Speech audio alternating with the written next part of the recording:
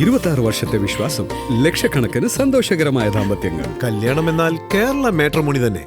സംസ്ഥാനത്ത് മഴ വീണ്ടും ശക്തമാവുകയാണ്. കേന്ദ്ര കാലാവസ്ഥാ വകുപ്പിന്റെ അടുത്ത 5 ദിവസത്തേക്കുള്ള മഴ സാധ്യതാ പ്രവചനം പുറത്തു വന്നിട്ടുണ്ട്. വിവിധ ജില്ലകളിൽ കേന്ദ്ര കാലാവസ്ഥാ വകുപ്പ് യെല്ലോ അലർട്ട് പ്രഖ്യാപിച്ചിട്ടുണ്ട്. 27-ന് എറണാകുളം, തൃശൂർ, മലപ്പുറം, കോഴിക്കോട്, കണ്ണൂർ, കാസർഗോഡ് ജില്ലകളിലാണ് യെല്ലോ അലർട്ട് പ്രഖ്യാപിച്ചിട്ടുള്ളത്.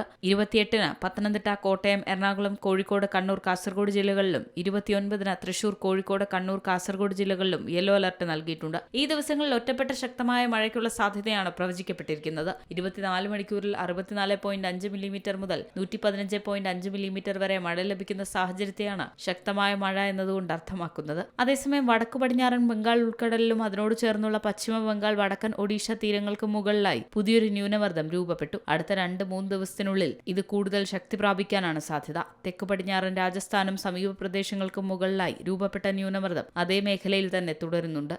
കേരളത്തിൽ 29 വരെയുള്ള ദിവസങ്ങളിൽ നേരിയതോ മിതമായതോ ആയ മഴയ്ക്കാണ് സാധ്യത. ജൂലൈ 27 മുതൽ 29 വരെയുള്ള ദിവസങ്ങളിൽ കേരളത്തിൽ ഒറ്റപ്പെട്ട സ്ഥലങ്ങളിൽ ശക്തമായ മഴയ്ക്കും സാധ്യതയുണ്ട്. C Malayalam news, Thiruvananthapuram. ഏറ്റവും പുതിയ വാർത്തകളും വിശേഷങ്ങളും വിരൽ തുമ്പിലറിയാൻ സി മലയാളം ന്യൂസ് എല്ലാ ഡിജിറ്റൽ പ്ലാറ്റ്ഫോമുകളിലും ലഭ്യം.